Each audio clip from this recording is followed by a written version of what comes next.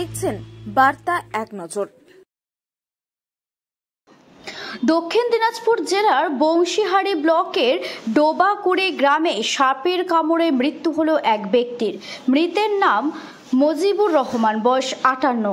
জানা গেছে গত 28শে আগস্ট রাত 10টা থেকে 30 মিনিট নাগাদ বাড়ির বারান্দায় শুয়েছিলেন তিনি। সেই সময় হঠাৎ করে সাপ কামড়ায়। চিৎকার শুনে পরিবারের লোকজন গিয়ে এসে তাকে উদ্ধার করে। প্রথমে রশিদপুর গ্রামীণ হাসপাতালে নিয়ে যাওয়া হয়, পরে অবস্থার অবনতি হলে কালদিঘি গ্রামীণ হাসপাতালে স্থানান্তরিত করা হয়। সেখানে টানা চিকিৎসাধীন থাকার পর 29শে আগস্ট রাত 9টার দিকে তার মৃত্যু হয়। আজ শনিবার দুপুরে মৃতদেহ ময়নাতদন্তের জন্য বালুরঘাট পুলিশের মর্গে পাঠানো হয়। হঠাৎই এই মৃত্যুর ঘটনায় গ্রামে নেমে এসেছে শোকের ছায়া।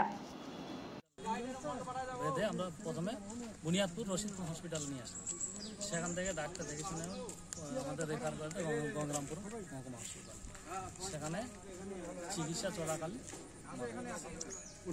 কামড়ানো হয়েছিল 28 তারিখ রাত্রি 10:30টার দিকে, মারা গেল 29 তারিখ রাত্রি 9টার দিকে।